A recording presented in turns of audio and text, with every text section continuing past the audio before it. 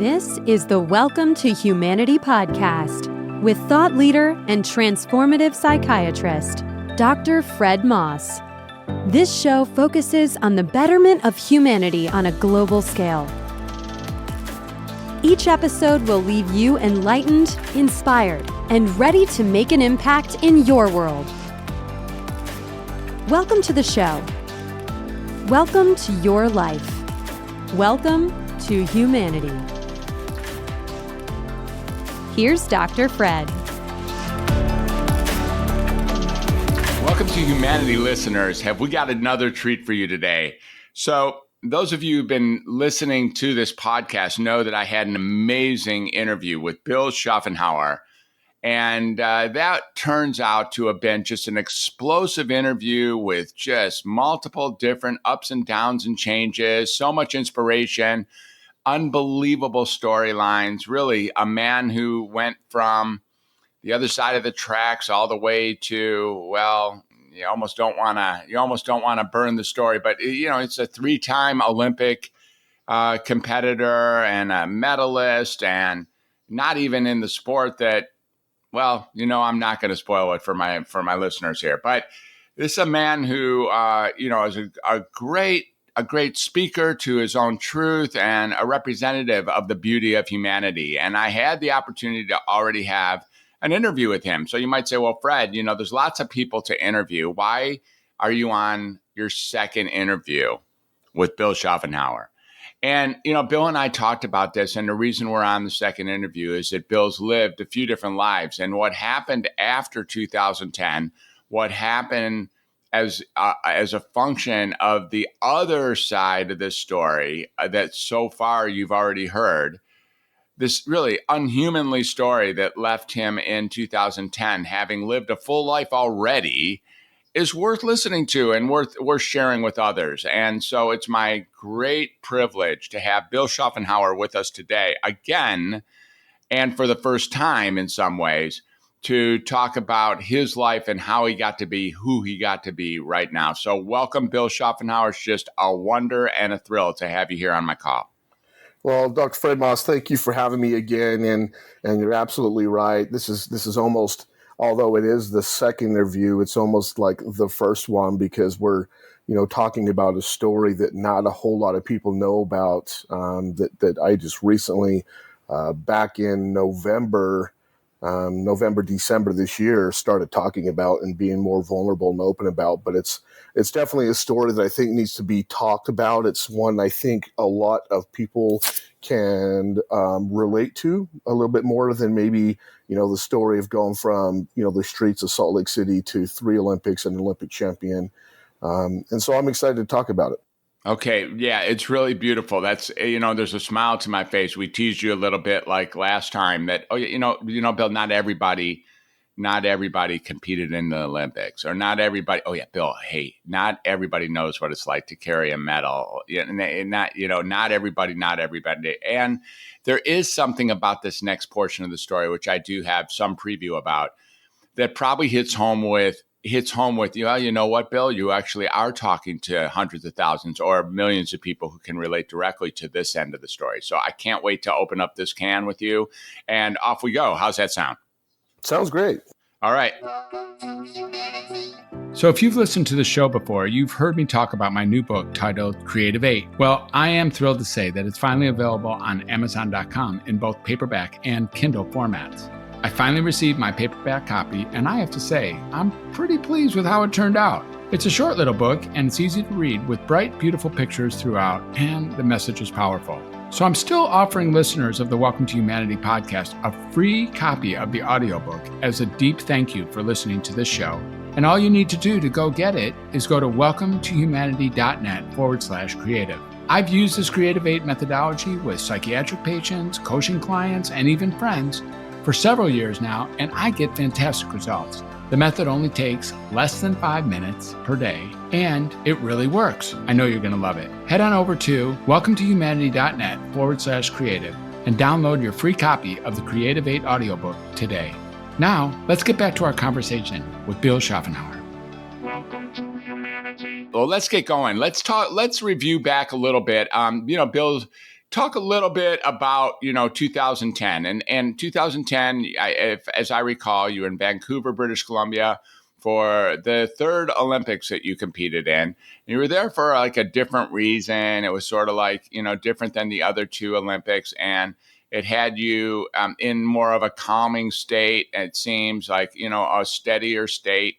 And let's start from there just to review and then leave our listeners moving forward with the questions we'll ask from 2010 and until now and into the future. How's that sound? How about reviewing a little bit of 2010 with us?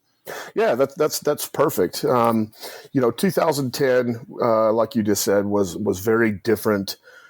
Experienced different expectation of going to the Olympics for myself compared to 2002 and 2006.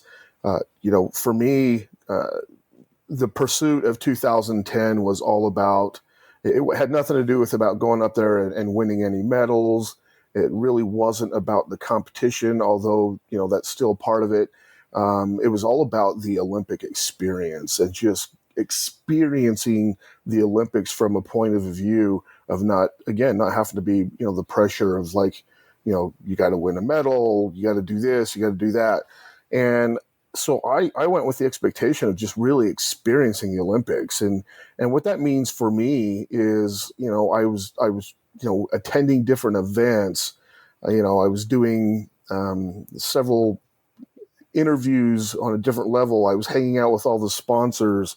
I was basically also doing a lot of networking on a massive level with all the Olympic sponsors to kind of try and also set myself up for phase 2 post Olympics of, doing motivational speaking events and, being a representative of these different organizations. And, I was doing a great job. I was so active and I was so all over the place and just enjoying, Vancouver, the city, up in the mountains and attending events that, the U.S. Olympic Committee's marketing team called me in the office one day and they're like, "Hey, what are you doing?" And I was like, "What do you mean?" They're like, "All the sponsors are requesting you to come to all their events." And I was just like, they're like, "You are like knocking it out of the park." And that's what I wanted to do. I just wanted to really get out there and experience them. And I went and watched, a lot of the other athletes compete on their events and just had a great time, was having a really, really great time. And,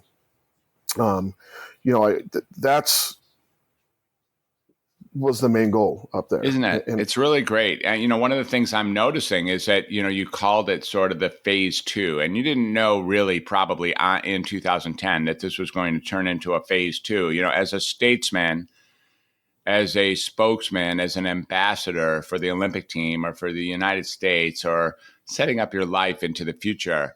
There was clearly going to be a post Olympics, but setting up for the second wave to bring home a point that we're all dealing with in the present day, like setting up for the second wave was something you probably didn't see how it was really going to unfold, much like life up until that point. Yes. Yeah, you're right. At that point in time, I had an idea of some things I wanted to do post Olympics. Over the years, I've had several injuries that I had to work through to ensure, solidifying my spot on the team, and was working, a lot with my physiotherapist, the trainers, a chiropractor, and decided, those 2 seasons prior to that I was going to maybe consider going to chiropractic school. But when, I went up to Vancouver, that was still part of the plan, but, I also wanted to find an opportunity, like I said, to have, be a spokesperson for all these big Olympic teams. And, prior to that Olympics, it was the 2008, economy crash. And that was part of, the hurdle of being able to get to those Olympics where, it is, thankfully a lot of the sponsors stepped in and helped out and flew my family up and just a really amazing experience. And so I was literally living like the Olympic experience on a whole nother level. The only way that we could have capitalized on that is if, I did go there and I won an Olympic medal. And a lot of people don't know I was actually the alternate for Team USA won, who did go on and win a gold medal. But I mean, that was so far in the back of my mind. Oh, that's so fascinating. So in 2010, you were the alternate for the team that won the gold medal in 2010 in Vancouver. Yeah, correct. That's awesome. Oh my And so, yeah, it's pretty neat. I was, and it was like, just in case if anything happens to one of their teammates, I'd be the first one that they would bring onto the team. And that's amazing. That's but amazing. they were in good shape and good health, and so wasn't anything we had to worry about. So that's great. So, Bill, I want to shine a light on one thing, and then I'm going to launch us into another direction. I didn't know that. It's not in your story. We talk about a couple of different things. You were the alternate. You had been the alternate in the past. Of course, this wasn't even the sport that you thought you were good at, and it wasn't even the type. It wasn't even the proper Olympics for you to be in, and had nothing to do with any of the decathlon stuff that you had done all the way up until that life and become a champion and ranked as high as number one in the world for a little while. And now, now you were this close. You are what was it? 1/1500th of a second away from a gold, and you were an alternate in the past. And here you were an alternate, and your humility here, as you throw that in, is like, oh yeah, so we didn't need me. So it's all good. But a lot, it's like the fact that no one knew, and you speak to that Olympics as if it was, in some ways it was like grandpa coming back to the Olympics. In some ways it was like your third generation coming back to the Olympics and doing it right and preparing for the future, a legacy that you had now laid down, and having, sponsors kissing your feet and wanting you wherever you could be. And you just not only basking in that, but doing it, it sounds like so gracefully. And that's how things were going in 2010 for you. Yeah, it was going really well. And, mind you, in 2006, I had originally retired and took time off for 2 years and made a decision to come back. And you made a point where it was like, grandpa coming back. And it was funny because a lot of the athletes were like, what are you doing coming back? You retired, you've done 2 Olympics, you won an Olympic medal. And so it's funny that was actually a conversation we had. Sure. Like, oh, grandpa's coming back and competing against these young 23-year-old guys that are, just going out there and tearing it up. But you know what? I had a goal and I had a dream, and I wasn't going to let anything get in my way. And that goal was to compete in 3rd Olympics and not have to look back and say I shoulda, coulda, woulda. And so I came up with a game plan and executed it to the T, and fortunately found myself in Vancouver. Yeah. So yeah, anyone can do one, and that must mean that there was a few people who did 2, and that wasn't going to be you. You ended up doing 3. So that's the way that went. And so we're going to launch forward now. To forewarn, or to at least caution my listeners, it doesn't all look like beds of roses for the rest of this ride, does it, Bill? Not at all. Okay, so we're going to go into some spaces that there's almost like I guess it's not viewers' discretion. It's like podcast listeners' discretion. And what we're going to do here is we're going to move into the next phase, Bill, the phase between like 2010, 2011, 12, 13, 14, like right around there. And let's tell us, kind of, we're pretty set up right now. And I think the idea is what happens post-Olympics to Bill Schuffenhauer. Yeah. Well, and sadly it's a little bit of an emotional story, but like I said, it's something that people can relate to, I think. And it does start with the end of 2010, as I was capitalizing on all these opportunities.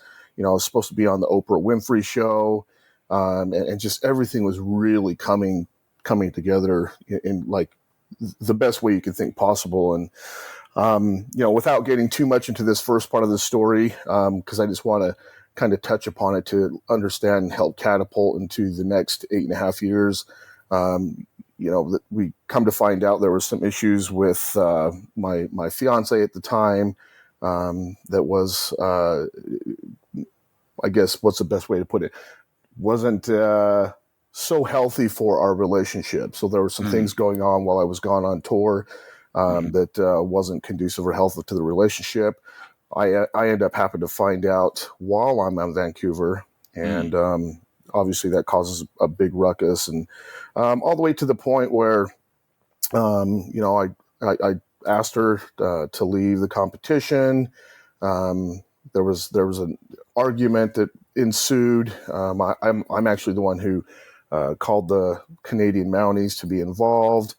From that point on, there was a big investigation to, make sure that nothing illegal had taken place. And because, right away they assumed that, there's this athlete up here and causing trouble. And, they call it a domestic violence, possibly. And so big investigation goes on. It gets out there in the media. We tried to hold it back, but it just comes out on a global scale, at the Olympics where everybody hears about it. And, thankfully, after the investigation, I was proved to be innocent. She was not, and I was allowed to compete. But that's basically, destroyed everything I'd worked for at that point in time. A major turning point. Yeah. Here we're opening up a new phase of your life. So what happens on the heels of that, Bill? So, I get to compete. It literally deflated all the air out of all the wings and of what we had. And, thankfully I get to compete and make my third Olympics, have my integrity in place. But then I go home and everything that I had thought I had planned post-Olympics was now gone. The opportunities and, I had to come home and, my family and I, we lived together and had to come home and try and make that work out, which it didn't. And that was literally the start of the next 8.5 years where I started experiencing severe depression. And it wasn't only because of that one episode, it was also because losing my identity as a person, as an Olympic athlete, and not being prepared for what was next. Mm-hmm. And so, after 2010, 2011, 2012, 13, 14, 15, 16, 17, into 18. So, 8 years, it was literally a chaotic mess of my life, which led from, bouncing from job to job, never even being able to secure any type of real career, bouncing from relationship to relationship, unhealthy relationships. My relationship with my kids became really affected by this. But also that also started coming with the more depressed I got, the worse and deeper into the depressive hole I became. I started utilizing alcohol in a heavy way. But not only that, because I was depressed, I was taking depression medication. Plus, from all the injuries, I was taking the pain pills. And so I was using this lethal cocktail on a regular basis to try and subside the pain and the chaos that was going on in my life. And so never really addressing it. And, one thing I'm hearing, I don't know if anyone's ever pointed this out to you, so I'm going to give it a try. Tell me if it resonates. It's, left to your own devices here, with that, we remember, if we look back in the, even 2000, even at the end of high school, there's someone held up a carrot for you. Someone held up an idea. Oh, if you do this, you might be recognized as the best athlete in the world. And you're like, okay, I'm in. And then you're actually pursuing a future towards becoming literally the best athlete in the world, and take several steps to get into that thin air, that rare air, to make that happen. And it, winds up defining the next 15 or 20 years of your life on the way through to 2010, where you're just grandpa, elder statesman for the entire United States Olympic team in Vancouver. And this and that happened on the face of a failed relationship, or it sounds like a toxic relation, whatever you want to call it, on the face of a relationship that goes sour. All sorts of things start to occur that now you don't have the identity of being an Olympian. You don't have the identity. You're now a post-Olympic man, and You don't really, despite your best efforts, the pavement, you haven't laid the pavement for the future being as steady as you thought. And without the same level of a future in front of you, it's almost like you fall back to the other side of the streets, like you were in Salt Lake City, back when you were being tossed from home to home. Yeah, and that's exactly what happened. I mean, when I came back and figured the relationship wasn't going to work, I had no place to stay, and I mean, it was literally to the point where I was coming down to the homeless shelter down in Salt Lake City to get my ID, to start looking at, where can I stay? And, thankfully I reached out to my little brother and I said, hey, this is what's going on. I've got nowhere to stay. I don't have a job. My relationship just, obviously he was at the 2010 Olympics, so he knew what happened with that. And, he welcomed me into his home for the time to try and get my act together. But I really felt like, because I didn't lay the pavement for what was going to happen after, I really felt like I was just left in the wind, and I no longer had any value. And, I continued to start falling into that victim mentality of, why isn't this happening? Why aren't people knocking on my door? Why are people not calling to have me do speaking events and appearances? And, why this, why not that? And what's wrong with everyone else? It's their fault that I'm in this position. And I continued that mindset, going from, one of the highest mindsets of the world of being an Olympic athlete to one of the lowest of being a victim mentality. And that just literally carried this, the best way I could describe it is just this horrible, chaotic life of self-destruction on a daily basis, where, again, as I mentioned, not only self-destruction, but destruction of my relationships with my family and my kids. And, with the combination of utilizing this deadly cocktail on a daily basis, that started leading to more poor decision-making, obviously. And, driving when I'm drinking and on these pills at the same time. And it eventually leads to my first DUI. And what year was that? That was in 2015. Okay. And so we have a DUI 5 years ago, and that's your first one. And, and that's 5 years after the Olympics. And what we're talking about is really just a slow, excruciating spiraling into emptiness, or even worse, into some sort of negative space where each and every day is not only not great, but it's actually contributes more to the pain and the chaos and the aimlessness that is a life that's falling, essentially, as we look back at it now, falling apart in every way imaginable. Yeah, and I mean every way. I mean, I had, one time I had a gentleman that I met that gave me some employment at the law firm where I was working, nationwide cases for him. And he'd asked, one time if I'd come watch his house while he was out of town. And I mean, this is in the thick of it too. I was like, oh yeah, I'll come watch your house, and proceeded to have this crazy alcohol infested party where I couldn't even tell you what happened the whole time. I mean, because I was just so, intoxicated the whole time. And, obviously he came back and was pretty unhappy. And, at that point in time, this is where people started encouraging, like, hey, you need to start getting some help. You need to get some help. And I was like, you know what? I'm not the problem. Exactly. And that's exactly what I thought. I was like, I'm not the problem. It's everyone else who's doing this to me. And, if they would just figure it out and, call me to do speaking events, or realize and this is where I started thinking, realize my greatness and what I accomplished, how hard I worked to get there. Just 100% victim mindset. Right. Awesome. And so that just continued over the next years. Again, bouncing from job to job starts impacting, obviously, taking care of, child support, 20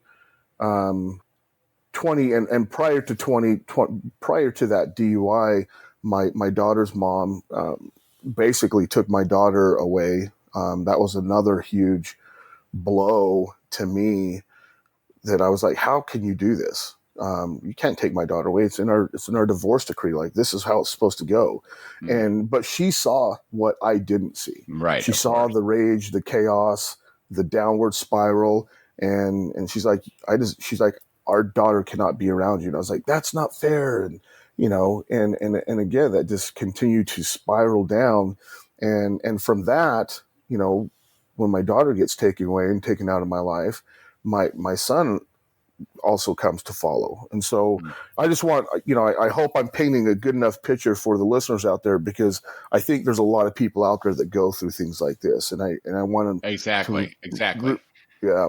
I really want them to understand and realize that it doesn't matter, how great of a person you are. It doesn't matter what you can accomplish. There's always still the possibility, if you're not taking care of things, to fall off that wagon and fall off pretty hard. It's really interesting. You're right. This is now we're talking to hundreds of thousands or millions who have stories that resonate with this, and maybe they don't go quite as deep as yours, but all of us, including myself, have had points in time where the bottom drops out, and really where it literally drops out, and you're living. For me, I look at various times in my life where things just weren't working out very well, or where I was living on the streets myself, or where I was, collecting food stamps myself, or I didn't know where my next meal or my next home was going to be, and, had ruined and torched my relationships and didn't have a future. And in some ways that you could say that builds character, but while it's going on, there's no value in this is building character. And there's the idea really is that,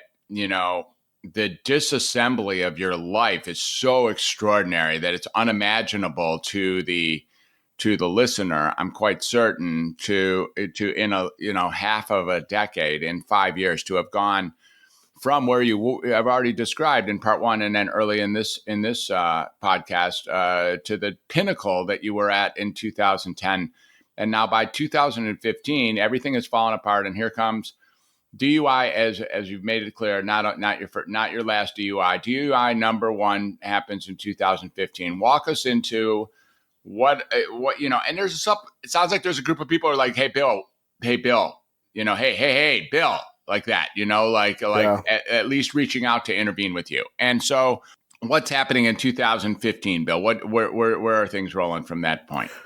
Yeah, so 2015, I'm working for a company, kind of inside sales position, nothing real fabulous, but making decent money. And I thought that was going to be the answer too. I thought that, if I made more money, then it would solve all my problems.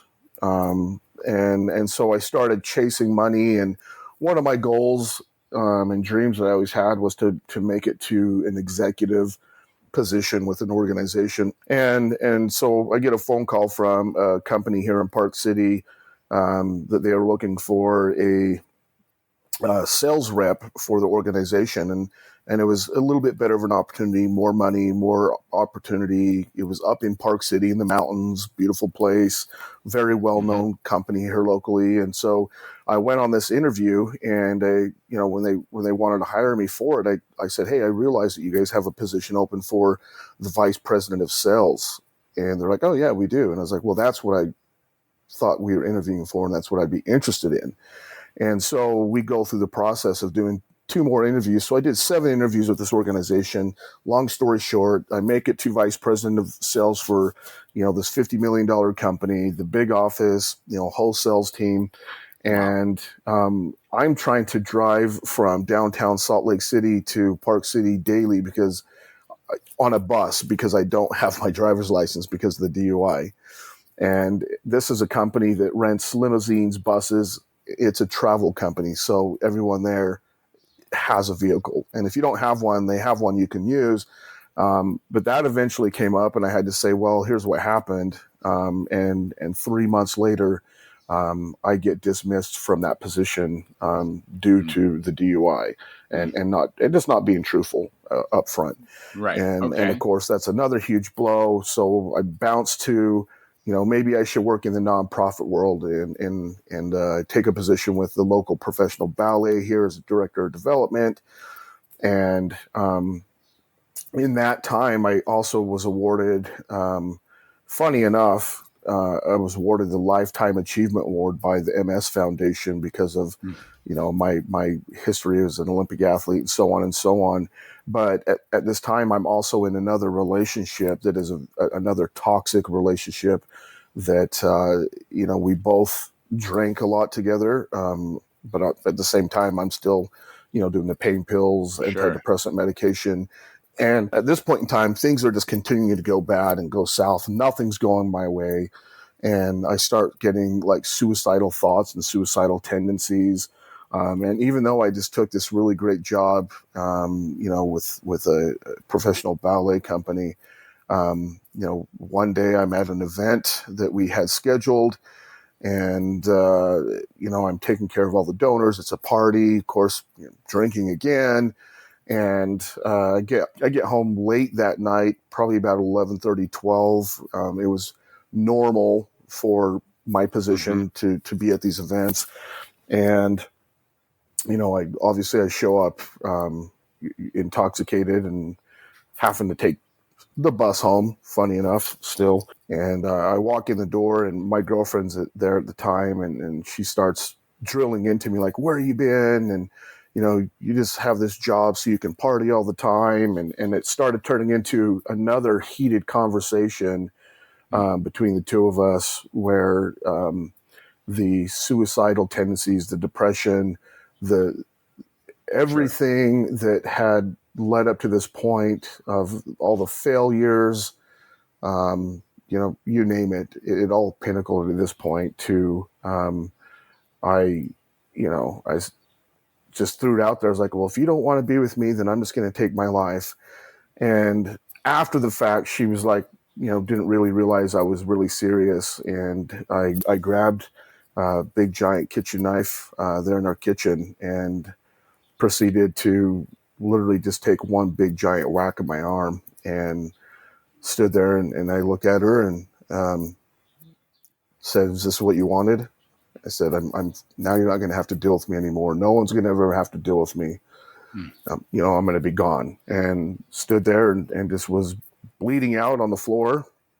And not sure exactly what she did, but eventually I just recall I'm laying there on the floor. I can see blood everywhere.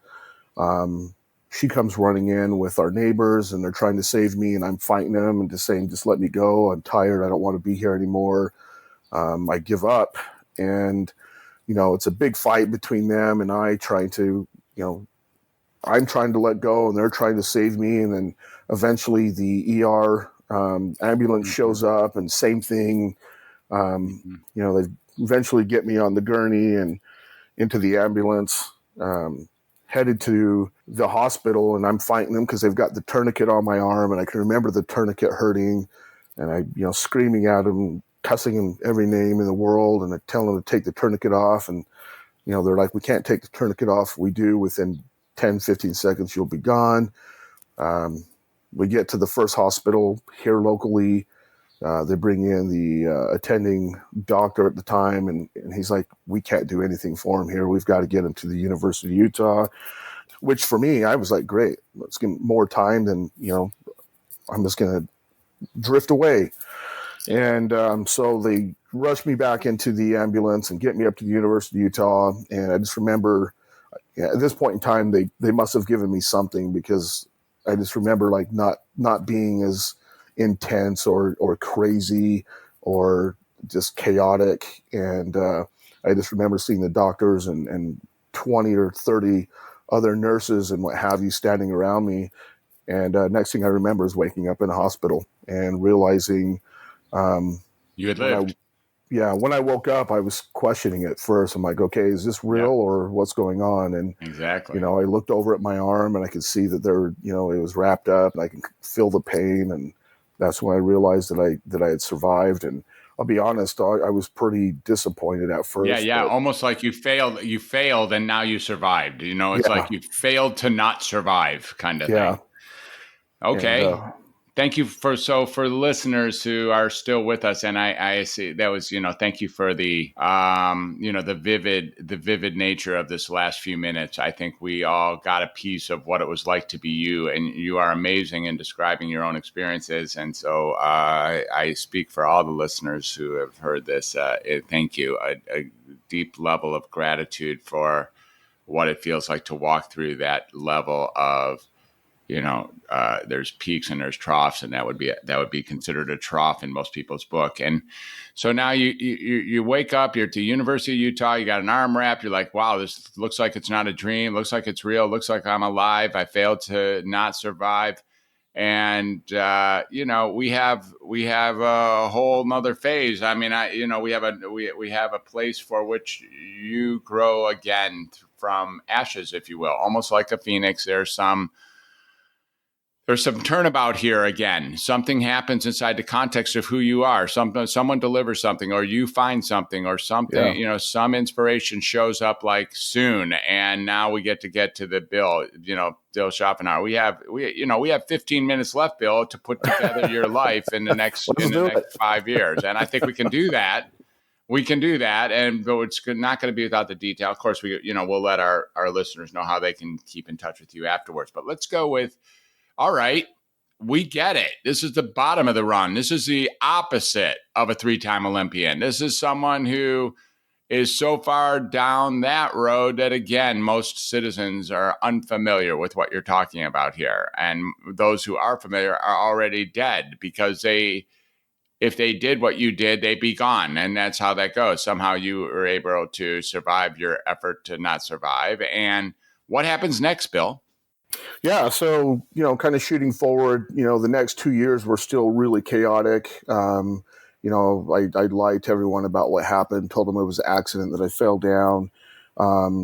Eventually, a year later, I lose that job with the ballet and think that maybe I need to belong in social, human services. So I take a job at the homeless shelter up north, and that is very short-lived. After that, I eventually started my own company that just really didn't serve me, and I just was chasing money again. And then that started going south. And eventually one day I get a call from a guy that wants to do some potential business partnership, selling a product to the U.S. Olympic Committee. And because of my connection there, he wanted to see if there was something that we could resonate. And we had a long, great conversation. At the end of the conversation, he's like, hey, by the way, I'm starting this group, this mentoring group. It's kind of a beta test. And if you're interested, I'd love to have you a part of it. And at that point in time, I wasn't interested in doing, mentoring groups and stuff like that. I didn't even really know what it meant. But for some reason, this was my first time that the universe spoke to me, that I had listened. And it wasn't the first time the universe spoke to me, but it's the first time I'd listened. And I was like, yeah, all right, I'll jump on it next week. And so, the group's called The Most Important Conversation, put on by Chad LaFave. And the first topic that we start talking about is, do you lead a life by default, or do you lead a life by design? Mm-hmm. And as I explain that more in detail about leading a life by default, meaning, your life isn't what you want it to be. You're not happy. Your job sucks. Whatever you want to call it. And right. The listeners out there, this is what really, really resonated with me. And as I reflected on my life, I was like, wow, I'm leading a life 100% by default. But what can I do? Like, how do I fix it? And so we started getting into the conversation about decluttering your life to get clarity on your life, and declutter the things in your life that don't serve you. And then once you can declutter all these things, then you can start rebuilding your architecture by design exactly the way you want. And this really resonated on me. I'm sitting here right now, Dr. Fred Moss, and it gives me chills and almost tears me up. I got it. Yeah. And for, as soon as we get done with that conversation, I get off the Zoom call, I walk in my bathroom, and I look in the mirror. And without knowing what mirror work was, this was the first time I experienced it, but I stared into the mirror for an extended period of time until I eventually saw another person. Obviously, a person was still me, but I saw another person. And at that point in time, I started having a conversation with this other person and saying, listen, No one's going to come save you. Right. No one coming. No help coming. Yeah. You got to stop believing your own bullshit. Yeah. You need to, like, if this is ever going to change, if you're ever going to get to the place where you think you can get to, the only person who's going to make this change is you. Isn't that great? And, I started reflecting on, what was one time in my life that I was successful. And obviously, you reflect on that time of being an Olympic athlete. And then that's when I first realized that I have all the tools it takes to be successful. I don't have to reinvent the wheel, but I do have to, like, get off my tush and I've got to make this happen. And so I proceeded to stay on these mentoring calls, and just coming from a place of being a student into the mentoring world, and just, my personality as an Olympic athlete is like all or nothing. And so I really started decluttering my life on a massive scale. I sold everything I owned outside of, like, my Olympic memorabilia. I shut down my company, didn't even bother selling it. I connected with a guy who's a 7th degree black belt, high level business, and personal mentor and coach. And, we connected to hopefully help him do some stuff, at one of his gyms. I ended up moving from Ogden to Salt Lake City, which is about 45 miles away. And I stayed with he and his family at first, and just jumped in head first. I was going to lead this new life and literally design my life, just redesign my architecture by design, and making sure that I was paying attention to all the little things that I made mistakes in. And one of the things that obviously I need to mention is I stopped coming from a victim mindset. Exactly. I think that becomes entirely clear in your speaking. You can, your whole description of yourself changes here as you start really transitioning to a life by design rather than a life of default where you are, where you're living a victim mindset. Yeah. And at that point in time, when I was doing the TMIC things, I had a scholarship through the Olympics for Jack Canfield's Train the Trainer, and started getting involved with that. And the thing that resonated with me the most is when... This is hilarious, by the way. Just yesterday, I interviewed Mark Victor Hansen yesterday. Wow. Just yesterday. So you bring up That's Canfield. Awesome. Yeah. Just yesterday. It's so funny. And his rags to riches story is pretty amazing anyways as well. Yeah. And so okay. So you go ahead and finish with the Canfield. Yeah. So the one thing that resonated with me that Jack Canfield said is just imagine if you took 100% accountability for everything that happened in your life. Right. And I was like, you know what? I'm just going to go for it. Obviously it worked for him and it's worked for these other people. There's no reason I shouldn't be able to do the same thing. And so that's what I did. I started taking 100% accountability for everything that happened in my life. I stopped coming from a victim mentality. I decluttered my life as much as I possibly could, which was nearly 100%, and started coming with a game plan to rebuild my architecture by design. I surrounded myself with the most influential people I could. And, 6 months later, and we can jump back if you need to, 6 months later, my mentor that I was living with, he and I are just sitting around having a talk. And he's like, hey, I just want you to know how proud I am of you. He's like, in a 6-month period, you've made more of a transformation in that 6-month time than most people dream to make in a lifetime. Oh, for sure. That's right. For sure. That's right. I was just like, wow. And that's when I really knew that I was on the right path. And I just continued to go down that same path and improve and learn and learn and learn and learn and learn, and realize that, for the first time in a long time, I was like, wow, it's so much more beneficial to have a mentor coach in my life and not have to think that I need to do it on my own. And, I reflected back when I was an athlete, like I surrounded myself with the most amazing people, the greatest athletes, the best coaches, the best doctors. And that's why I was successful. And so I just took that same model here. Yeah, it's actually, this is not just a 2-time up and down. There's almost 3 phases here. There's the decathlon pursuit after the edgy, 17 homes, et cetera. And then, and not only decathlon pursuit. First there's like, okay, what are they doing passing batons? What are they doing? What are they doing running up and down? What are those people up to? And And then you get a little taste of it. And before too long, someone opens up a big door that allows you to live into a future. And boom, you are in it, and you're in it full scale, and you're in it to not only succeed, but to excel. No, not only to excel, but to go to the top. No, not only to go to the top, but to be uniquely qualified at the top of the heap. And off you go, off your running success. And you do that through that sport, which, as our listeners might be catching on to, is not the sport that you competed in the Olympics, any of those 3 times. And so a totally different sport shows up as a result of a down, and you create a new life into the world of Winter Olympics. And boom, boom, boom, 3 times, and then back down you go, and you go down there because you, again, be living a life of default and victim.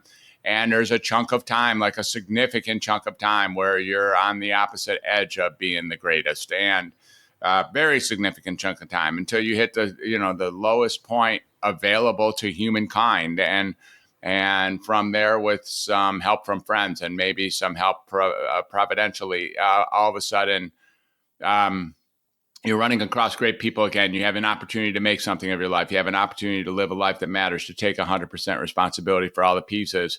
And now we're getting pretty close to the contemporary who is this Bill Schuffenhauer, sorry. And and I'm going to ask my editor to leave in the noise of the garbage man on this one, because while that was going on, it was so perfect, right? I mean, it's sort of the backdrop we would have done if we would have choreographed it. As you clean up your shit, I mean, that's exactly what was happening out here. So my editor should take no time whatsoever to take that out, because it seems like the universe responded at the perfect time to have the garbage man come and just be dumping these dumpsters out onto the side of the road. So very beautiful.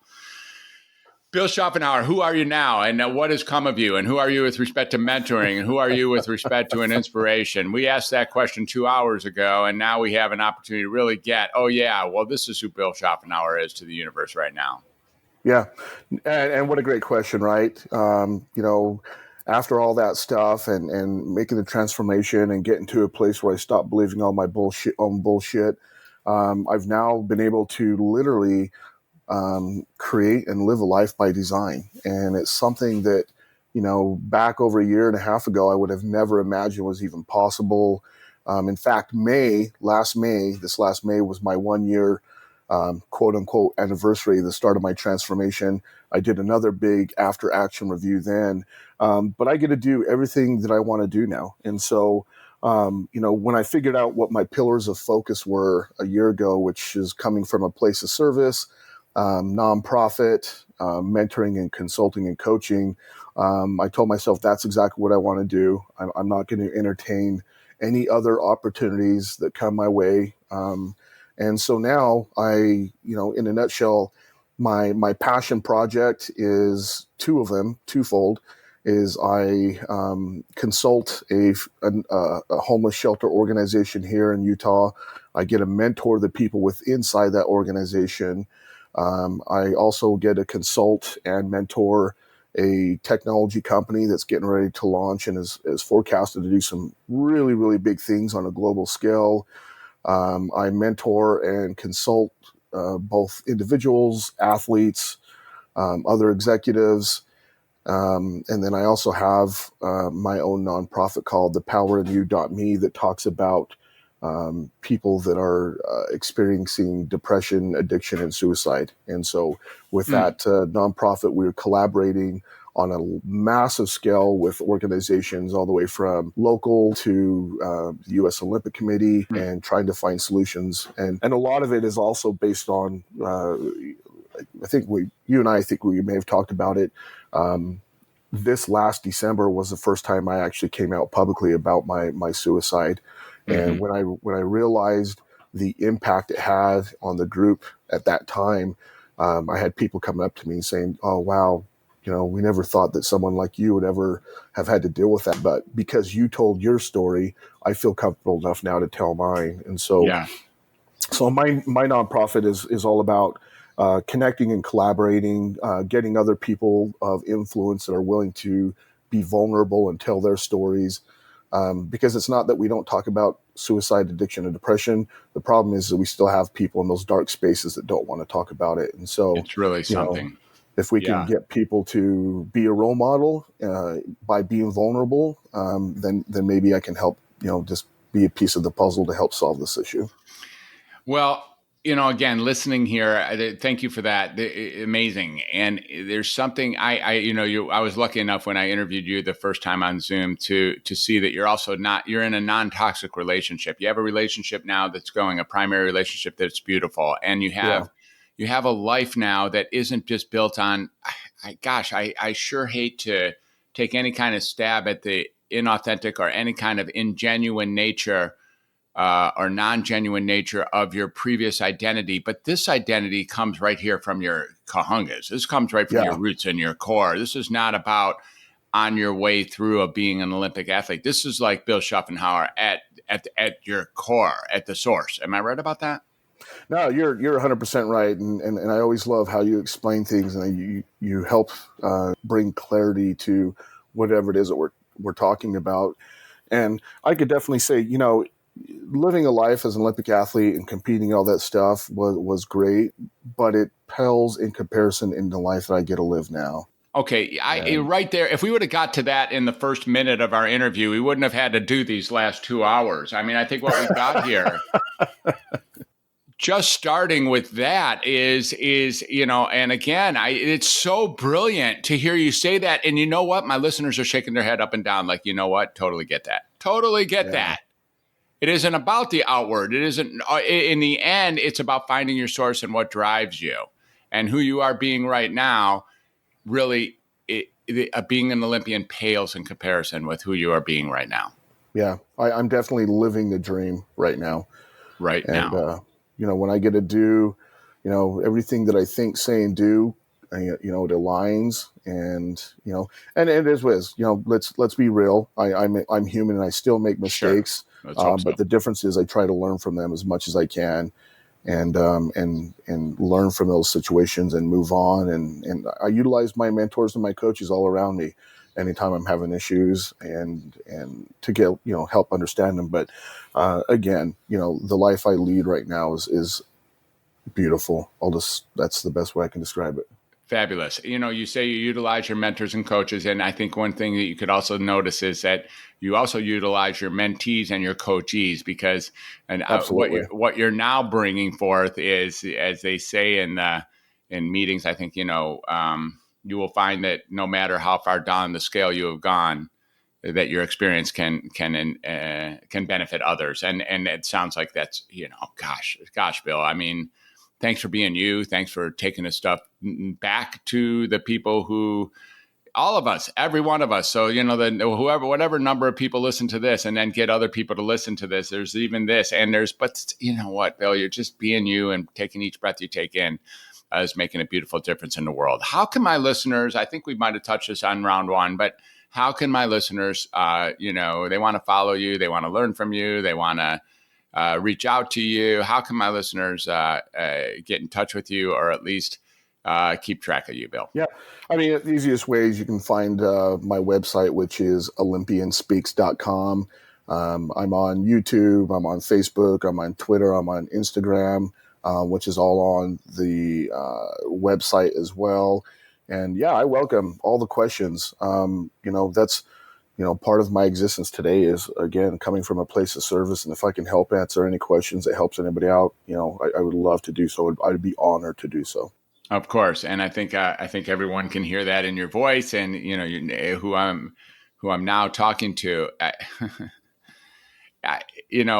Bill and I just met a few weeks ago, and we met on a sort of a side note as a LinkedIn connection. And, it was like, holy cow. And so we may sound like we've been friends for years or decades or lifetimes. And I guess we could state that we have been. And there's just something like such an honor to not only meet you, but to have this exchange, this interchange with you, this interview, and then to be a cog in the wheel of even bringing your story out to others. Because in so many ways, if you don't resonate with this part of Bill, then you'll resonate with this part of Bill. And it's like, you're really the human experience, and you're carrying the load for, doing the heavy lifting as a representative for all the many ways that humanity, presents itself in all its beauty, all its glory, all its ecstasy, and all its trauma, all its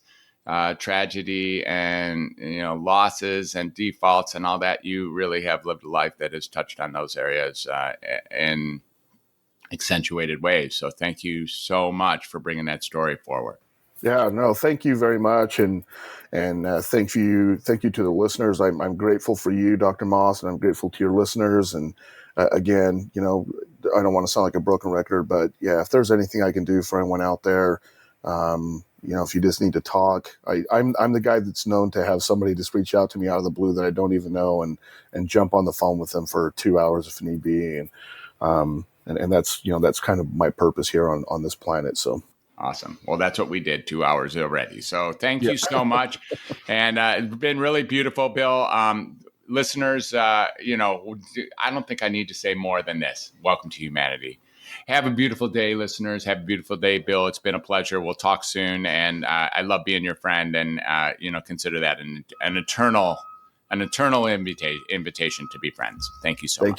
Thank you. You're welcome. All right. Bye for now, Bill. Thank you so much for tuning in today.